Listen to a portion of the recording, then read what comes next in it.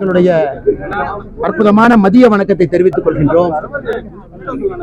அன்பு சகோதரர்களே, நம்முடைய விவசாயிகளுடைய காவலராக இருந்து இந்த பகுதியினுடைய கிணத்துக்கடவு பகுதியினுடைய சட்டமன்ற உறுப்பினராக 1991 தேர்ந்தெடுக்கப்பட்டு புரட்சி தலைவி அம்மாவுடைய முழு அன்பை பெற்ற ஐயா NS பழனிசாமி அவர்கள் NSP ஐயா அவர்களுக்கு இன்று மணிமண்டபம் திறப்பு விழா 2 நாட்களுக்கு முன்பு ஞாயிற்றுக்கிழமை இனிமையாக நடந்தேறி இருக்கிறது. இன்று அந்த நிகழ்வுல பாரதிய ஜனதா கட்சியினுடைய தலைவர்கள் தொண்டர்கள் நாங்கள் எல்லோரும் பங்கேற்றிருக்கின்றோம். கட்சி சார்பற்ற விவசாய சங்கத்தினுடைய தலைவர் அண்ணன் சண்முகம் அவர்கள் உட்பட எல்லா நிர்வாகிகள் இருக்கிறாங்க. ஏர்முனை இளைஞர் அணி அதனுடைய நிறுவனராக இருக்கக்கூடிய அன்பு சகோதரர் அண்ணன் வெற்றி அவங்க இங்க இருக்கிறாங்க. NSP ஐயாவுடைய புதல்வனும் கூட அவர். இந்த நிகழ்வுக்கு வந்தது எங்களுக்கு உண்மையாலும் உள்ளபடியே பெரும் மகிழ்ச்சி. 2 காரணங்களுக்காக. ஒன்று, தமிழ்நாட்டினுடைய முக்கியமான காலகட்டத்தில் இந்தியாவில் எங்கேயும் இல்லாத அளவுக்கு தமிழகத்தில் விவசாய பெருமக்களே கட்சி ஆரம்பித்து சமுதாய இயக்கமாக இருந்து அரசியலுக்கு வந்து கட்சி ஆரம்பித்து MLA-க்களாக பொறுப்பெடுத்து குறிப்பாக தமிழக அரசுடைய சிந்தனையில் விவசாயினுடைய குரலும் மக்கள் பிரதிநிதியாக இருக்க வேண்டும் என்பதற்காக சென்ற காலகட்டம் அது. 1970, 80, 90 காலகட்டம். அதில் மிக முக்கியமானவர் நாராயணசாமி நாயுடு ஐயா அவர்கள்.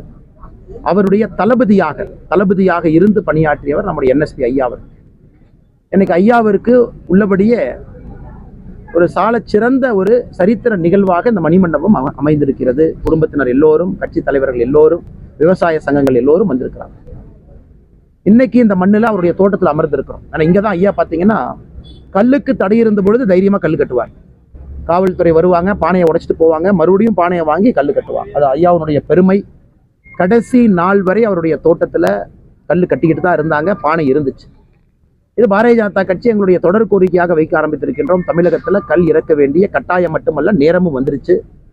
அதை செய்து காட்ட வேண்டிய ஒரு கட்சியாக இன்னைக்கு பாரதிய ஜனதா கட்சி மாறி இருக்குன்னு பேச ஆரம்பித்திருக்கின்றோம். அது ஐயா அவர்கள் நாம் செய்ய வேண்டிய ஒரு தலையாய கடமையாக நாம் கருதுகின்றோம் இந்த நேரத்தில். அதே போல ஐயாவுடைய கனவு திட்டம், ஆனைமலை நல்லாறு திட்டம் 1958 போடப்பட்ட ஒப்பந்தம். அதன் பிறகு கேரள அரசு அதை வச்சு வேற திட்டங்கள்லாம் கொண்டு வந்துட்டாங்க. நாம் இன்னும் போடப்பட்ட ஒரிஜினல் ஒப்பந்தத்தினுடைய ஆனைமலை நல்லாரே நிறைவேற்ற முடியாமல் இருக்கிறோம். கிட்டத்தட்ட நமக்கு கிடைக்கக்கூடிய 8.5 TMC தண்ணீரையும் வேண்டாம்னு நம்ம சொல்லி கொண்டிருக்கின்றோம். அதற்கான நேரமும் வந்துருச்சு. அது பாரதிய ஜனதா கட்சி கோரிக்கையாகவே நாங்கள் சொல்லி இருந்தோம். இன்னைக்கு மத்திய அரசு எடுத்துட்டு போறோம். நார்மலி இந்த மாதிரி ப்ராஜெக்ட்லாம் மாநில அரசு பண்ணுவாங்க. ஆனால் இத்தனை ஆண்டு காலமாக அது நடைபெறாத காரணத்தினால இன்னைக்கு மத்திய அரசு மூலமாக அதை நடத்தி காட்ட வேண்டும் என்பதற்காக களத்தில் இறங்கி இருக்கின்றோம். அதுவும் நடக்கும் என்கின்ற முழு நம்பிக்கை இங்கே இருக்கு. அதுவும் ஐயாவுடைய நினைவாக அதை செய்ய வேண்டும் என்பது எங்களுடைய எண்ணமும் கூட. அதனால் பத்திரிகை நண்பர்களுக்கு, குறிப்பாக NSP ஐயாவுடைய புதல்வன் வெற்றி அவங்களாம் இருக்கிறாங்க, எல்லாரும் இருக்கிறாங்க. இன்னைக்கு எங்களுக்கு உண்மையாலுமே மிகுந்த மகிழ்ச்சி, பெரிய ஒரு சந்தோஷம். அதனால் இந்த நிகழ்ச்சிக்கு வந்திருக்கக்கூடிய எல்லோருக்கும் இந்த நேரத்தில் நன்றி தெரிவித்துக் கொள்கின்றோம். அடுத்த அரசியல் கேள்விகளாக இருக்கும். ஏன்னா அவங்க கட்சி சாராத விவசாய சங்கம், அரசியல் பேசாதவங்க. NS வெற்றி அண்ணன் வந்து அரசியல்ல ஒரு குடும்பம் இருந்தாலும் கூட அவர் ஒரு ஆக்கப்பூர்வமான சமுதாய பணிகளை செய்கிறாங்க. நீங்க கேட்கக்கூடிய கேள்விகள் அவங்களுக்கு தர்ம சங்கடத்தை ஏற்படுத்தும். அதனால அண்ணன் வெற்றி அண்ணன் ஏதாச்சும் பேசுற மாதிரி இருந்தால் பேசட்டும், இல்லாட்டி எங்க பிரஸ் மீட் அப்படியே கண்டினியூ பண்ணிட்டு போறோம். தெரியாதவர்களுக்கு வெற்றி அண்ணன் தமிழகத்துல ஒரு சிறந்த ஒரு சினிமோட்டோகிராஃபர், ஒரு பெரிய ஒரு சினிமோட்டோகிராஃபர். அவங்க குறிப்பாக நம்ம சிறுத்தை சிவானனோட ஒரு காம்பினேஷன், எல்லா அஜித் அண்ணன் படமெல்லாம் நிறைய பண்ணிக்கிட்டே வர்றாங்க தொடர்ந்து. எல்லா முக்கியமான படத்துக்கெல்லாம் ஒரு பெரிய சினிமோட்டோகிராஃபர். ஆனால் எங்களுடைய சந்தோஷம் என்னன்னா, இந்த மண்ணிலே பிறந்தவர் இந்த மண்ணில் தான் எப்பவும் இருக்கிறாரு. அது இந்தியா முழுவதும் தன்னுடைய திரைப்படத்துறைக்கு சென்றாலும் கூட இந்த பச்சை துண்டோடு தான் எப்பொழுதும் இருப்பார், வேட்டியோட தான் எப்பொழுதுமே சென்னை மாநகரத்தில் வலம் வருவாங்க. அதனால் அண்ணனுடைய நிகழ்வில் பங்கேற்றதில் எங்களுக்கு உள்ளபடியே பெரிய ஒரு மகிழ்ச்சி. அண்ணா ரொம்ப நன்றிங்க அண்ணா, தேங்க்யூ. அந்த நிகழ்ச்சிக்கு அண்ணன் வந்திருக்காங்க. அண்ணனோட சேர்ந்து பாரதிய ஜனதா கட்சியுடைய நிர்வாகிகள் எல்லாருமே வந்திருக்காங்க. GK நாகராஜன் எல்லாருமே வந்திருக்காங்க. எல்லாத்துக்கும் எங்கள் குடும்பத்தின் சார்பாகவும் கட்சி சார்பற்ற தமிழ் விவசாய சங்கம், ஏர்முனை இளைஞர் அணி, எங்கள் ஊர் பொதுமக்கள் சார்பாக மிகுந்த நன்றியை தெரிவிச்சுக்கிறோம். ரொம்ப நன்றிங்க. தேங்க்யூ அண்ணா. இப்படி பார்த்துட்டு போகிறவங்க வாங்கண்ணே. பத்திரிகை நண்பர்களாக தயாராக இருக்கிறாங்க. அது பிடிக்கண்ணா. ஐயோ கீழே வந்துருச்சு. இருந்தீங்க அவினாஷி அத்திக்கடவு திட்டம் முழுமையாக மக்கள் பயன்பாட்டிற்கு கொண்டு வர வேண்டும் என்பதை நாம் எல்லாரும் பம்ப் ஹவுஸ் போனோம், பார்த்தோம். பாரதிய ஜனதா கட்சி போராட்டத்தை அறிவித்திருந்தோம். 20ஆம் தேதியிலிருந்து தொடர் உண்ணாவிரதம் நாம் உட்காருவோம் அப்படின்னு நம்ம சொன்னோம். இது பத்திரிகை நண்பர்களுக்கும் நன்றாக தெரியும். இந்த புலி வருது அப்படின்னு 2 வருஷமா புலி கிளம்பிடுச்சு, இன்னைக்கு வந்துருச்சு, நாளைக்கு வந்துருச்சுன்னு அப்படியே இது போயிட்டே இருந்தாங்க. இந்த ஆண்டு மழை பருவ காலத்துல இந்த திட்டம் நடைமுறைக்கு வரவில்லை என்றால் மறுபடியும் ஒரு ஆண்டு நம்ம காத்திருக்க வேண்டிய கட்டாயம் அவசியம் நமக்கு இருக்கு. பாரதிய ஜனதா கட்சி இதெல்லாம் சொன்ன அடுத்த நாள் இந்த பகுதியினுடைய அமைச்சர் அண்ணன் முத்துசாமி அவர்கள் கலெக்டர் ஆஃபீஸில் ரிவ்யூ மீட்டிங் போட்டு வேலையெல்லாம் ஆரம்பிக்கிறாங்க. வேகமாக நடக்குது. அப்புறம் வேகமாக முதலமைச்சரை பார்க்குறாங்க. 17ஆம் தேதி அன்னைக்கு இந்த திட்டத்தை துவக்கி மக்களுடைய பயன்பாட்டு கொண்டு வந்திருக்கிறாங்க. அதனால மாநில அரசுக்கு முதல்ல எங்களுடைய நன்றிகளை தெரிவித்துக் கொள்கின்றோம். குறிப்பாக இந்த பகுதியினுடைய அமைச்சர் அண்ணன் முத்துசாமி அவர்களுக்கு எங்களுடைய நன்றிகளை தெரிவித்துக் கொள்கின்றோம். ஏன்னா விவசாயிகளுடைய பயன்பாட்டிற்கு இது வந்திருப்பது எங்களுக்கு உள்ளபடியே ஒரு பெரும் மகிழ்ச்சி. அதே நேரத்தில் இந்த போராட்டத்திற்கு ஆதரவு கொடுத்த எல்லா விவசாய சங்கங்கள், அவினாசி அத்திக்கடவனுடைய முக்கிய விவசாய சங்கங்கள் எல்லாமே இந்த பொறுப்பை எங்கிட்ட கொடுத்துருக்காங்க, நீங்க முடிவெடுங்கன்னு. அந்த விவசாய சங்கங்களுக்கும் இத்தனை காலமாக போராடிய விவசாய பெருமக்களுக்கும் கிடைத்திருக்கக்கூடிய வெற்றி, இது ஒரு அரசியல் கட்சி கிடைச்ச வெற்றி, இவங்களுக்கு கிடைச்ச வெற்றி. மக்கள் வரி பணத்தில் ஒன்று கட்டுறோம், அது பெரிய விஷயமான மக்களுடைய வரி பணத்தில் கட்டியிருக்கிறோம். அதிகாரிகள் இருக்கிறாங்க, வேகமாக அதை திறக்க வைக்கணும். எங்களை போன்ற கட்சிகள் களத்தில் இறங்கி அதை முடுக்கி விட்டு வேகமாக திறந்து வச்சிருக்கோம். இதனுடைய உண்மையான வெற்றி யாருக்குன்னு பார்த்தீங்கன்னா விவசாய பெருமக்களுக்கு. அவினாசி அத்திக்கடவு திட்டத்திற்கு தொடர் உண்ணாவிரதத்தில் ஆரம்பித்து அதன் பிறகு இத்தனை காலமாக போராடி விவசாய நலத்தை கொடுத்த விவசாய பெருமக்களுக்கு, இது போன்ற பல இன்னல்களை சந்தித்த விவசாய பெருமக்களுக்கு கிடைத்திருக்கக்கூடிய வெற்றி. அவினாசி அத்திக்கடவு திட்டத்தினுடைய உண்மையான ஹீரோக்கள் இங்க இருக்கக்கூடிய விவசாய பெருமக்கள். அதற்கு பாரதிய ஜனதா கட்சியும் போல அணில் போல ஒரு வேலையை செஞ்சிருக்கிறோம். அதற்கும் நாங்கள் பெருமைப்படுகின்றோம். இரண்டாவது, வருகின்ற காலத்துல இன்னும் 1400 குட்டைகளை நிரப்பணும். எக்ஸ்டெண்டட் ப்ராஜெக்ட் அவினாசி அத்திக்கடவு 2 விவசாயிகளுக்கு முழுமையாக காம்பன்சேஷன் வேகமாக கொண்டு வருவதற்கான முயற்சி முழுமையாக எடுக்கணும். அதையும் கூட மாநில அரசு வேகமாக செய்வாங்க அப்படிங்கிற நம்பிக்கை. இன்னைக்கு இந்த 10 நாள்ல மாநில அரசு செய்திருக்கக்கூடிய அந்த வேலை வேகம், ஆர்வம் 365 நாள் இருந்தால் தமிழகம் விவசாய பூமியா மாறி இருக்கும். அதையும் வருகின்ற காலத்தில் அண்ணன் முத்துசாமி அவர்களும் தமிழகத்தினுடைய அமைச்சர்களும் முதலமைச்சரும் செய்வார் என்கின்ற நம்பிக்கை இருக்கு. இது முதல்ல உங்களுக்கு நாங்கள் சொல்லக்கூடிய செய்தி. ஏன்னா நண்பர்களும் எங்களோட வந்தீங்க, நண்பர்களும் துருவி துருவி கேள்வி கேட்டீங்க, நண்பர்களும் இது நடக்குமான்னு கேட்டீங்க. நாங்கள் வேலையை தயாராக இருந்தோம், ஆயத்தமாக இருந்தோம். ஆனால் அதற்கான வாய்ப்பு எங்களுக்கு கிடைக்கல 20ஆம் தேதி உட்காருவதற்கு. அதற்கு முன்பே மாநில அரசு இது செஞ்சிடணும், வேகமாக செய்யணும் அப்படின்னு. அதனால் ஏற்கனவே சொன்னது போல இது பாரதிய ஜனதா கட்சி கிடைத்த வெற்றி, இவங்களுக்கு கிடைச்ச வெற்றின்னு அது போல ஒரு அற்பத்தனமான அரசியலை செய்ய விரும்பல. ஏன்னா மக்கள் வரிப்பணத்தில் கட்டுறவங்களுக்கு கிடைச்ச வெற்றி கிடையாது, மக்கள் வரிப்பணத்தில் இருக்கக்கூடிய அதிகாரிகளுக்கு கிடைச்ச வெற்றி கிடையாது, மக்களாக போராடியவர்களுக்கு கிடைத்த வெற்றி. அதனால் பாரதிய ஜனதா கட்சி வெற்றி என்கின்ற வார்த்தையை நான் பயன்படுத்த மாட்டேன். அது போன்ற சிறுபிள்ளைத்தனமான அரசியலுக்குள் நான் செல்ல விரும்பல. அதனால எல்லா மக்களுக்கும், இந்த பகுதியினுடைய விவசாய பெருமக்களுக்கு எங்களுடைய நெஞ்சார்ந்த நன்றி கடனை இந்த நேரத்தில் நாங்கள் செலுத்தி வருகின்றோம். அதே போல நீங்கள் நீண்ட காலமாக சொல்லிக் கொண்டிருக்கக்கூடிய திட்டங்களை செயல்படுத்துவதற்கும் பாரதிய ஜனதா கட்சி உறுதுணையாக இருக்கும் என்கிற நம்பிக்கை அளிக்கிறோம். என்ன பாண்டியார் புன்னம்புலம், ஆனமலை நல்லாறு திட்டம், பாண்டியார் புன்னம்புலா திட்டம் எல்லாம் இப்பதான் கொஞ்சம் கொஞ்சமா புஷ் பண்ண ஆரம்பிச்சிருக்கிறோம். டிபிஆர் போடுங்க, காஸ்ட் எஸ்டிமேஷன் கொடுங்க, அதை கேரளா தமிழ்நாட்டுக்கான இரிகேஷன் டிபார்ட்மெண்ட் வச்சு சரி பண்ணுங்க, மாநில அரசினுடைய அப்ரூவலை வாங்குங்க, மாநில அரசு இத்தனை நாளாக கிடப்பில் போட்டிருக்கிறாங்க, கையில் எடுங்க, இதையெல்லாம் வேகமாக நடத்து காட்டணும். எங்களுக்கும் பெரிய பொறுப்புன்னு இருக்கு, செய்து காட்டுவோம் என்கின்ற முழு நம்பிக்கை இருக்கு. களத்தில் இருக்கின்றோம், இந்த பகுதியில் சுத்திக்கிட்டு இருக்கோம். வருகின்ற காலத்தில் அதுவும் நடக்கும் என்கின்ற நம்பிக்கை இருக்கு. அதே போல 1970 பெருமாநல்லூர்ல விவசாயிகளுக்கு வரக்கூடிய மின்சார கட்டணத்தை 1 பைசா உயர்த்தினாங்க. கலைஞர் கருணாநிதி ஐயாவுடைய ஆட்சி இருந்துச்சு. அன்னை காவல்துறை விவசாய பெருமக்களுடைய போராட்டத்தை அடக்குவதற்காக துப்பாக்கிச் சூடு நடத்தி பெருமாநல்லூர்ல 3 விவசாய பெருமக்கள் இறந்திருக்கிறாங்க. போன முறை நாங்க போகும் பொழுதே அந்த 3 விவசாய பெருமக்களுக்கும் அஞ்சலி செலுத்திவிட்டு சொல்லியிருந்தோம், இவர்களுக்கு உண்மையான மரியாதை மணிமண்டபம் கட்டுவது. இன்னைக்கு இங்க ஒரு அனௌன்ஸ்மெண்ட் கொடுத்திருக்கிறோம். 1 வருஷம் ஆச்சு, தமிழக அரசு எதுவும் செய்யல. இன்னைக்கு பாரதிய ஜனதா கட்சி அந்த மணிமண்டபத்தை கட்டி கொடுக்க போறோம். இங்க அறிவிப்பு கொடுத்துட்டோம். கட்சி சாராத விவசாய சங்கத்துக்கிட்ட கோரிக்கையை வச்சிருக்கிறோம். ஏன்னா பட்டா நிலம் உங்க பேர்ல இருக்கு, நீங்க அனுமதி கொடுங்க. ரொம்ப பியூட்டிஃபுல்லா அந்த கட்டடத்தை பாரதிய ஜனதா கட்சி கட்டி உங்களுக்கு ஒப்படைச்சிடும். பாரதிய ஜனதா கட்சிங்கிற பேர் எங்கேயுமே இருக்காது, அது விவசாய சங்கங்களுடைய பேர்ல அது இருக்கட்டும். மக்களுக்கு அது பயன்படும். குறிப்பாக இளைஞர்களுக்கு அதை பார்க்கும்பொழுது என்ன நடந்ததுன்னு தெரியும். 54 ஆண்டுகளுக்கு முன்பு நடந்திருக்கு. அது ஒரு மியூசியமா பக்காவா பண்ணி போட்டோகிராஃப்ஸ் எல்லாம் கொண்டு அடுத்த கட்ட இளைஞர்களுக்கு விவசாயத்தை பற்றி ஒரு விழிப்புணர்ச்சி ஏற்படுத்துவதற்கு அந்த மணிமண்டபத்தை நாங்கள் தயார் செய்து கொடுக்கின்றோம். இப்பயே மைக்கில் சொன்னாங்க, அதற்கான ஆயத்த பணிகளை விவசாய சங்கம் செஞ்சுட்டு அண்ணன் ஜி.கே. நாகராஜன் அவர்கள் எங்கள் சார்பாக கோஆர்டினேட்டராக இருப்பாங்க. விவசாய சங்கங்களோடு பேசி அதற்கான அனுமதியை பெற்று கொடுப்பாங்க. அடுத்த ஆண்டுக்குள்ள இதை கட்டி முடித்து மக்கள் பயன்பாட்டிற்கு அவங்க கையில் ஒப்படைச்சிடறோம். அது பாரதிய ஜனதா கட்சி கொடுக்கக்கூடிய உறுதி வார்த்தை. இன்னைக்கு 3 விஷயங்கள் பத்திரிகை நண்பர்களுக்கு. அதை தாண்டி உங்களுக்கு கேள்வி இருக்கும், கேள்வி கேளுங்க. கலைஞர் நாணயம் வெளியிட்ட அந்த விழா மாநில அரசு நடத்துச்சா, மத்திய அரசு நடத்துச்சா? ஒரு பெரும் குழப்பம் நிலவுது. யார் நடத்துனது? ஆனால் மாநில அரசு நடத்திய விழா, மத்திய அரசு பங்கேற்ற விழா. காரணம், இது மாநில அரசு மத்திய அரசு கடிதம் எழுதுறாங்க. கலைஞர் கருணாநிதி அவர்களுக்கு 2024 100வது ஆண்டு வரும் பொழுது நாணயத்துக்கு அப்ரூவல் கொடுக்கணும் அப்படின்னு. அது உங்களுக்கு எப்படின்னா ஒரு ப்ரொபோசல் வந்து ஃபினான்ஸ் மினிஸ்ட்ரிக்கு போனதுக்கப்புறம் அவங்க அதை அப்ரூவல் கொடுப்பாங்க. ஏன்னா அவங்க தான் அத்தாரிட்டி ஃபார் காயின் மின்ட் பண்ணக்கூடிய அத்தாரிட்டி அவங்களுக்கு தான் இருக்குது. நம்முடைய நிதி அமைச்சகம் அப்ரூவல் கொடுக்குறாங்க. இது கேபினெட்டுக்குள்ள கிளியரன்ஸ் போகும். காரணம் ஒரு ஸ்பெஷல் கமமரேட்டிவ் காயின். அதன் பிறகு வேகமாக மின்ட் பண்ணுறாங்க. ஃபர்ஸ்ட் 200, 500, 1000 காயின் எவ்வளோ தேவையோ பிரிண்ட் பண்ணுவாங்க, பண்ணி கொடுத்துட்றாங்க. இதுவரைக்கும் நடந்த விழாக்கள் எல்லாம் பார்த்தீங்கன்னா தமிழகத்தை பொறுத்தவரை MS சுப்புலட்சுமி அம்மா அவர்களுக்கு 100வது ஆண்டில் அரசு வெளியிட்ட நாணயம் வந்து ஒரு தனியார் விழா. காரணம் ஒரு அறக்கட்டளை மத்திய அரசுக்கு அனுமதி கேட்டாங்க, மோடி ஐயா வந்து அனுமதி கொடுத்தாங்க. அது தமிழகத்தில் தனியார் விழா. அதை தாண்டி இதுவரை தமிழகத்தில் வந்திருக்கக்கூடிய தலைவர்கள் நாணயத்தை பற்றி பேசுனீங்கன்னா முதல்ல கிடைத்திருக்கக்கூடிய காமராஜர் ஐயா 2004, அது காங்கிரஸ் தலைமையிலான UP அரசு. அதன் பிறகு வந்திருக்கக்கூடிய அண்ணாதுரை ஐயா 2009, அதுவும் காங்கிரஸ் தலைமையிலான UP அரசு. 125வது ஆண்டு 125 ரூபா காயின் சர்வப்பள்ளி ராதாகிருஷ்ணன் ஐயா 2015, 2013 125வது ஆண்டு வந்திருந்தாலும் கூட அது NDA வந்த பிறகு நம்முடைய அரசில் அனுமதி கொடுத்தோம். அது அரசு கொடுத்த அனுமதி. அதன் பிறகு புரட்சி தலைவர் டாக்டர் MGR ஐயா அவர்களுக்கு 2017 100வது ஆண்டு, அதுவும் மத்திய அரசு அனுமதி கொடுத்துருக்குறாங்க. MS சுப்புலட்சுமி அம்மாவுக்கு தனியார் அமைப்பு அனுமதி கேட்டு அனுமதி வாங்கிட்டாங்க. கலைஞர் கருணாநிதி அவர்களுக்கு மாநில அரசு அனுமதி கேட்குறாங்க. ஸோ சென்னையில் நடக்கக்கூடிய விழா நீங்கள் பார்த்துருப்பீங்க, இது ஒரு அரசு விழா. அரசு விழாவை பொறுத்தவரை மத்திய அரசு சார்பாக ஒருத்தர் பங்கேற்கும் பொழுது அது மத்திய அரசு விழாவாகவும் இருக்குது, மாநில அரசு விழாவாகவும் இருக்குது. உதாரணத்துக்கு பிரதமர் வர்றாங்க, தமிழகத்தில் ஒரு விழாவில் பங்கேற்கிறாங்க. அது வந்து மத்திய அரசு சார்பாக ஒருத்தர் வர்றாங்க, தமிழகத்தில் அந்த விழா நடக்குது. அதனால் இது மத்திய அரசு மாநில அரசு விழாவாகத்தான் நம்ம பார்க்கிறோம்.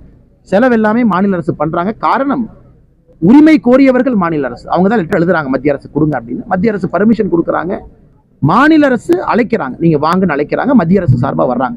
ஸோ ராஜ்நாத் சிங்ஜி அவர்கள் ஒரு BJP கட்சியின் சார்பாக வரல, மத்திய அரசு சார்பாக ராஜ்நாத் சிங் ஐயா வர்றாங்க. இது ஒரு கிளாரிபிகேஷனுக்காக, நண்பர் கேட்ட கேள்வியினுடைய கிளாரிபிகேஷனுக்காக.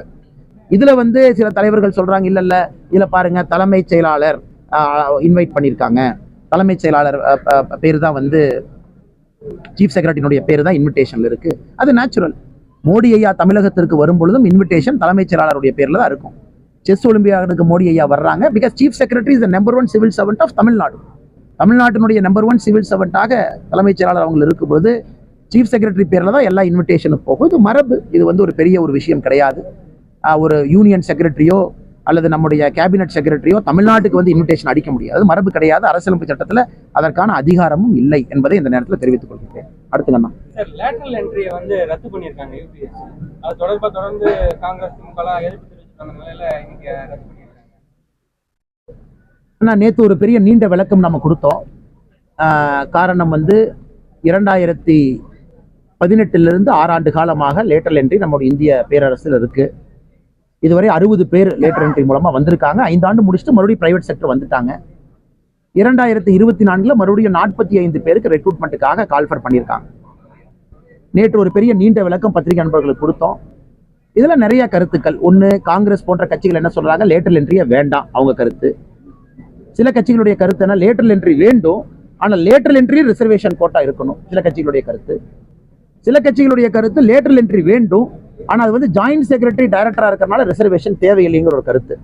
ஆனால் மத்திய அரசை பொறுத்தவரை இதெல்லாம் பரிசீலனை பண்ணுவாங்க. ஏன்னா மோடி ஐயாவை பொறுத்தவரை எல்லா குரலுக்கும் செவிசாய்க்க வேண்டும் என்பது நம்முடைய நோக்கம். 2018 லேட்டரல் வந்தபோது யாரும் பேசலையே. அன்னைக்கு 60 ரெக்ரூட்மெண்ட் நடந்துருச்சு. அன்னைக்கும் காங்கிரஸ் எதிர்கட்சியா தான் இருந்துச்சு. அவங்க யாரும் பேசல.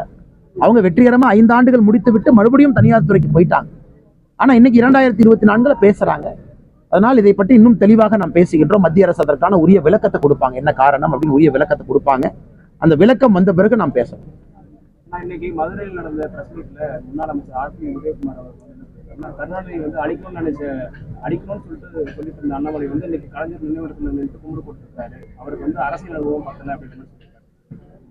ஆனா கலைஞர் கருணாநிதி ஐயாவுக்கு கும்பிடு போடுவது தப்பு இல்லைன்னே, ஒருத்தர் காலில் விழுறது தானே தப்பு. RP உதயகுமார் ஐயாவுடைய சரித்திரத்தை நான் சொல்றேன். சசிகலாமா பக்கத்துல இப்படி நிற்பார். சசிகலாமா அப்படி நின்னாங்கன்னா, நல்லா படம் பிடிச்சிக்கங்கண்ணே. சசிகலாமா அப்படி நின்னாங்கன்னா அப்படியே 3 அடிக்கு முன்னாடி இப்படி நிற்பார். அந்த போட்டோ வீடியோ நான் காட்டுறேன். இப்படி நிற்பார், இப்படி நிற்பார். அப்படி பேசினா கூட அந்த வார்த்தை அதிகமா வந்துடக்கூடாதாம். காலில் போய் விழுவாங்க. அதை விட 5 முறை முதலமைச்சரா இருந்தவர், எனக்கும் அவருக்கும், அவர் பெரிய மனிதர், அவர் கட்சியினுடைய தொண்டை, சித்தாந்த ரீதியில் எங்களுடைய கட்சிக்கு நிறைய வித்தியாசங்கள் இருந்தாலும் தமிழகத்திற்கு அவர் செய்திருக்கக்கூடிய பணிக்காக ஒரு சாதாரண ஒரு விவசாயி மகனாக இருக்கக்கூடிய அண்ணாமலை போய் அவருடைய மெமோரியல்ல ஒரு கும்பிடு போட்டு வரணும்னு நினைச்சா நான் அதை பெருமையா தானே பார்க்கிறேன். நான் அதை பெருமையா பார்க்கல. ரெண்டாவது, எங்களுடைய கூட்டணி வாஜ்பாயோட 5 ஆண்டு காலம் இருந்திருக்கிறார். இதே கலைஞர் கருணாநிதி என்ன சொன்னாங்க? பாரதிய ஜனதா கட்சியை பற்றி தவறான பிரச்சாரம் தமிழகத்திலே செய்யப்படுகிறது, அதை உடன்பிறப்புக்கெல்லாம் அதை போய் மக்கள்கிட்ட பேசணும், இதே ஐயா தான் சொன்னாங்க. அதுக்குள்ள எனக்கு அரசியல் பேச விரும்பலீங்க. இன்னைக்கு தமிழகத்துல இது போன்ற அரசியல் என்ன சொல்றாங்க? கலைஞர் கருணாநிதி ஐயா இறந்த பிறகு 100 ஆண்டு இருக்கு. என் வயசு 40.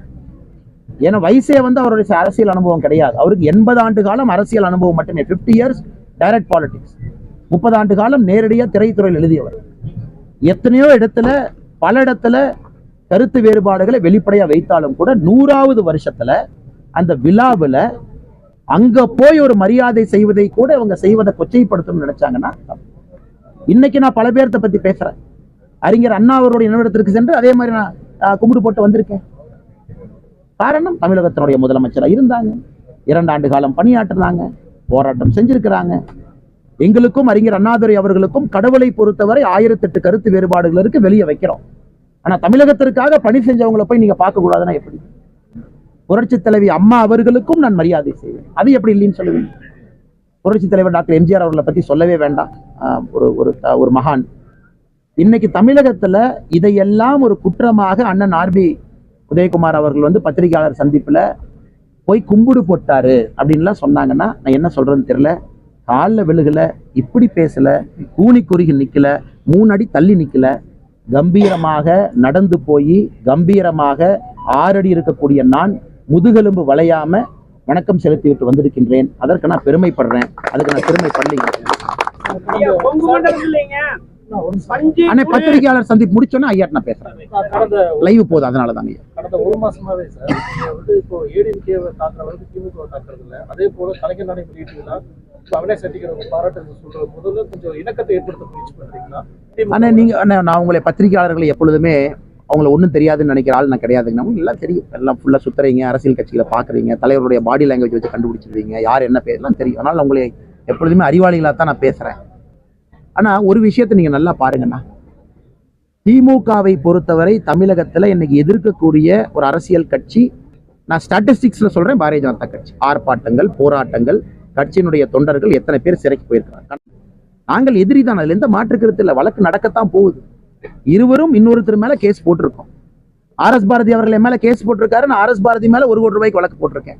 அது மாறப்போதா? மாற போறதில்லை, எதிரிதான். அதுல முதலமைச்சர் அவர்கள் எங்க தொலைபேசி மூலமாக வாங்குன்னு அழைக்கிறாங்க, நாங்க போயிட்டு வந்திருக்கோம். அதற்காக அவரை நான் கிரிட்டிசைஸ் பண்றதை நிறுத்த போறோம்னா, அவர் செய்யக்கூடிய தவறுகளை சுட்டி காட்டுறதை நிறுத்த போறோமா? இல்லை. அதனால நீங்க நல்லா புரிஞ்சுக்கலாம், டேட்டா வச்சு ஆர்கியூ பண்ணுங்க. இன்னைக்கு எடப்பாடி அண்ணன் சொல்றாங்கன்னா, எடப்பாடி அண்ணன் மேல எத்தனை அவதூறு வழக்கு? எடப்பாடி அண்ணன் மேல போட்ட வழக்கு RS பாரதி வித்ட்ரா பண்றாரு பாருங்க. என் மேல திமுக வழக்கு வித்ட்ரா பண்ணிருக்கா? அப்ப எடப்பாடி அண்டர்ஸ்டாண்டிங் போலி நடத்தமா? RS பாரதி அவங்க ஹைவே டெண்டர்ல CBI என்கொயரி கேட்கிறாரு. அவர் போட்ட வழக்க மர்மமான முறையில் RS பாரதி அவங்க வித்ட்ரா பண்றாங்க. கொடநாடு வழக்கு என்கொயரி எங்க போயிட்டு இருக்கு? அதை பத்தி ஏன் திமுக பேச? அதுக்குள்ள நான் போக விரும்பல. நேர்மையான பத்திரிகையாளர்களுக்கு உண்மை தெரியும். RS பாரதி அவங்க எதுக்கு கேஸை வித்ட்ரா பண்ணாங்க? எடப்பாடி பழனிசாமி அவர்கள் மீது CBI வழக்கு கோரி போடப்பட்ட ஹைவே டெண்டர் வழக்கு. எம்எல்ஏ யாராச்சும் வித்ட்ரா பண்ணியிருக்காங்களா? கிடையாது. நான் TR பாலன் என்கிட்ட கான்ஃபிடன்ஸ்ல என்ன சொன்னாங்கிறதே நான் தெளிவுபடுத்தியிருக்கேன். அவர் சிரிச்சுக்கிட்டு சொன்னார், அவருக்கு பெருந்தன்மை இருக்கலாம், அதே தான் நானும் சொன்னேன். அதனால எங்களுக்குள்ள எந்த விதமான கருத்து வேறுபாடோ மாற்றமோ இல்லை. இது எதிர் துருவத்தில் இருக்கிறோம், நார்த் போல் சவுத் போல். அண்ணன் இது ஒரு பண்புண்ணே. கண்டிப்பா பத்திரிகை நண்பர்கள் இதை நீங்க கண்டிப்பா நீங்க பார்க்கணும். 100வது ஆண்டுல ஒரு மனிதனுக்கு மரியாதை கொடுக்க மாட்டோம். சரி, ராஜ்நாத் சிங் வந்துட்டாங்க. நான் சொல்றேன், தமிழக பாரதிய ஜனதா கட்சி தலைவராக நாங்கள்லாம் அந்த விழாக்கு போக மாட்டோம், நாங்க புறக்கணிக்கிறோம்னா எங்களை நாங்கள் அவமானப்படுத்திக் கொள்வதற்கு அது சமம் என்று நான் நினைக்கின்றேன். மம்தா பானர்ஜி வர்றாங்க, தனியார் நிகழ்ச்சிக்கு போறாங்க, கட்சி தலைவர், முன்னாள் கட்சி தலைவராக இருந்தவங்களுடைய இல்லத்துக்கு போறாங்க, ஆளுநரா இருக்கிறாங்க. அன்னைக்கு இந்த கட்சியினுடைய தலைவரா நான் சொல்றேன், இன்னைக்கு நான் போக மாட்டேன், அந்த அம்மாவோட நான் ஒரே இடத்துல இருக்க மாட்டேன். அடுத்து நான் போய் இலகணேசன் ஐயா அவருடைய ஆசீர்வாதத்தை, அவர் காலில் விழுந்து ஆசீர்வாதத்தை வாங்கிட்டு வரேன். 80வது ஆண்டு, 70வது ஆண்டு. அதே போல மத்திய பிரதேசனுடைய பாரதிய ஜனதா கட்சியினுடைய முதலமைச்சர் கோயம்புத்தூருக்கு வர்றாங்க, நான் போகல. காரணம், அண்ணே தமிழ்நாடு அரசு மோசமா இருந்தாலும் எங்க ஊரினுடைய பணத்தை எல்லாம் நீங்க மத்திய பிரதேசம் கொண்டு போறீங்க, எனக்கு அதுல விருப்பம் இல்லை. அதனால் நீங்கள் எங்க கட்சியை சார்ந்த முதலமைச்சராக இருந்தால் நான் வரமாட்டேன். எல்லா இடத்திலும் இவங்க என்ன நினைக்கிறாங்கன்னா, தேசிய கட்சி, இவங்க அண்ணாமலை தேசிய கட்சி, ஏபி முருகானந்த தேசிய கட்சி, ஜி.கே. நாகராஜன் மலர்கொண்ட தேசிய கட்சி. தேசிய கட்சினா தமிழ்நாட்டை மறந்துடுவாங்க. இதுதான் அடிப்படை முட்டாள்தனம். தேசிய கட்சியிலிருந்து எங்கள் கட்சியினுடைய முதலமைச்சருடைய நிகழ்வை நான் புறக்கணிக்கிறேன். அதை பத்தி எடப்பாடி நான் பேச மாட்டாங்க. கர்நாடகால பாரதிய ஜனதா கட்சியினுடைய அரசு மேகதாது அணையை கட்டுவோம் என்று சொன்ன பொழுது அவர்களை எதிர்த்து உண்ணாவிரதம் இருந்தோம். இந்தியாவில் இந்த காட்சியில எங்க பார்த்திருக்கீங்க? அதை பத்தி ஏன் பேச மாட்டீங்க? தமிழ்நாட்டினுடைய நன்மையை நம்பர் 1 வச்சு வேலை செய்யும். கலைஞர் கருணாநிதி அவர்கள் 5 முறை முதலமைச்சராக இருக்கிறாங்க. அதனால எங்களுக்கு இருக்கக்கூடிய பிரச்சனைகள் எல்லாம் வெளிக்காட்டாம நாங்க போய் நின்றுட்டு வர்றோம், மரியாதை கொடுக்கிறோம். ராஜ்நாத் சிங்ஜி ஐயா வரும் பொழுது கட்சி சார்பாக, கட்சியின் சார்பாக வாங்கன்னு தான் நாங்க சொன்னோம். நோ அப்ஜெக்ஷன், நீங்க வந்துட்டு போங்க ஐயா, கலைஞர் கருணாநிதிக்காக செய்ய வேண்டிய கடமையை நாம் செய்வோம். இதையெல்லாம் எடப்பாடி எல்லாம் பேச மாட்டாங்க. அவங்க மாத்தி மாத்தி பங்காளின்றாங்க. நாங்க 2 பேரும் பாரதிய ஜனதா கட்சியை மட்டும் வளர விட மாட்டோம், இந்த பங்காளி இருக்கணும், இல்லாட்டி இந்த பங்காளி இருக்கணும். நாங்க சொல்றோம், நாங்களும் 3வது பங்காளி தாங்க, நாங்களும் இங்க தான் மாமச்சம் தான் நாங்களும். அதனால இந்த 2 பங்காளி வேண்டாம், நாங்க உள்ள புது பங்காளியா வர்றோங்கிறோம். தமிழக மக்கள் அங்கீகாரம் கொடுத்து 11% ஓட்டு, தேசிய ஜனநாயக கூட்டணிக்கு 18% ஓட்டு கொடுத்திருக்கிறாங்க. அதனால் இதை கொச்சைப்படுத்த வேண்டும் என்று ஆர்பி உதயகுமாரன் தனிப்பட்ட முறையில் நான் தாக்கல. அவர் தனிப்பட்ட முறையில கலைஞர் கருணாநிதி அவர்கள் சமாதிக்கு போய் ஒரு வணக்கம் செலுத்தியதை தவறுன்னு குற்றச்சாட்டு சொன்னாங்கன்னா, நான் யாருக்கும் போய் இன்னைக்கு அதே தனி மனிதன் கூட அவங்க இருந்தா நான் பேச மாட்டேன். அதே சசிகலா அம்மாக்கு இன்னைக்கு ஆர்பி உதயகுமாரன் மரியாதை செலுத்திட்டோம், அவர்கள் தனிப்பட்ட விஷயம் நான். ஆனா இன்னைக்கு அவங்களை எதிரிங்கிறாங்க. அங்கதான் பாருங்க, அன்னைக்கு போய் பக்கத்துல இப்படி நின்னவங்க, 3 அடி தள்ளி நின்னவங்க, இன்னைக்கு அவங்கள பத்தி தவறா பேசுறாங்க. இதுதான் இந்த அரசியல் கட்சி தலைவர்களுடைய இலக்கணம். ஒன்னா இருந்தா ஒன்னா இருங்க, மரியாதை கொடுத்தா மரியாதை கொடுங்க. அது எப்படி 2 வருஷத்துக்கு முன்னாடி உங்களுக்கு பங்காளிக, இன்னைக்கு பகையாளி? அதனால ஆர்பி என்ன பெட்டு வச்சார் வரும்போது, நேத்துல அவங்கள பெட்டு வச்சாங்க. அண்ணே முதல்ல உங்களை திட்டுறது செல்லூர் ராஜன் இவர் சொன்னாரு. 100 ரூபா பந்தயம் ஆர்பி உதயகுமாரன் தான் முதல்ல திட்டுவார். அக்கா சொன்னாங்க, 100 ரூபா பந்தயம் இவங்க தானே திட்டுவாங்க.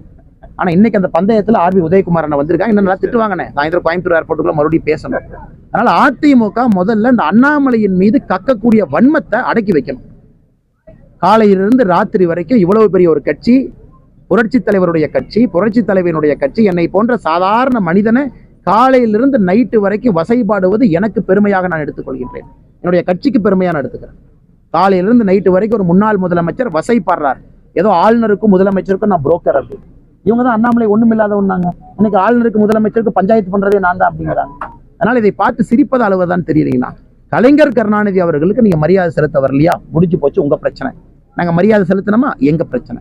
மற்ற பிரச்சனையை பேசுவோம். மரியாதை செலுத்தினால ரகசிய கூட்டணி, கள்ள உறவு, என்ன வார்த்தை பாருங்க, கள்ள உறவு.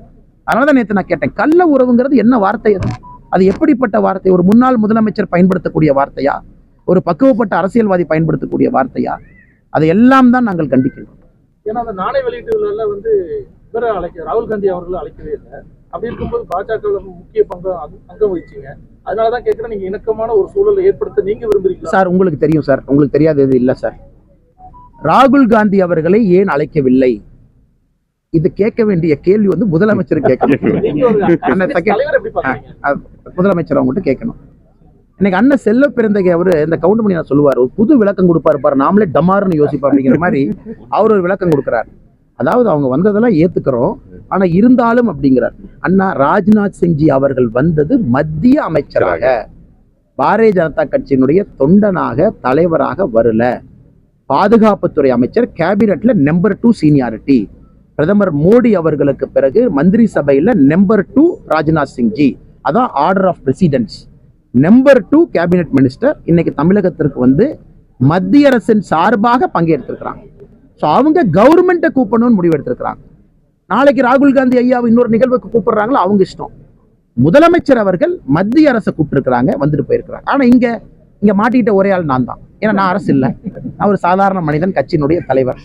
இப்ப எனக்கு பாத்தீங்கன்னா என்ன சொல்லுவாங்கன்னா, இந்த பக்கம் ஒரு இடி அந்த பக்கம் ஒரு இடின்னு மத்தளத்துல கொட்டுற மாதிரி எங்களுடைய மத்திய அமைச்சர் வந்தாலும் அரசியல் கட்சி தலைவராக நாகரிகத்தையும் கடமையும் செய்ய வேண்டியது என்னுடைய தலையாய பொறுப்பு, அதை செஞ்சிருக்கிறேன்.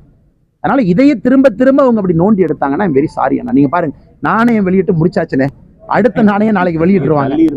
இன்னைக்கு இதே தான் போயிட்டு இருக்கு. ஏங்கண்ணா சொல்லுங்க பங்காளி கூட அண்ணா, இன்னைக்கு மக்கள் எல்லோரும் எங்களை விரும்புறாங்க. நான் பாரதிய ஜனதா கட்சி வரணும்னு நினைக்கிறேன். போவீங்க அதை சொன்னீங்க. எந்த பங்காளிகளோடும் போக போறது இல்லை. நீங்க பார்த்துருக்கீங்க, பாரதிய ஜனதா கட்சி 2024 அற்புதமான கூட்டணி மக்கள் முன்னாடி நிக்கிறாங்க. கூட்டாட்சி நம்ம சொல்லியாச்சு. அதனால பங்காளி என்று சொல்வதை விட எங்க கூட்டணி மாம மச்சான் கூட்டணி.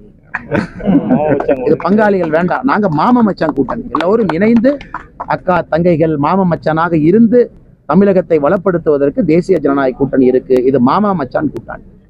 பொங்கு பாசியில சொல்லணும் அப்படின்னு.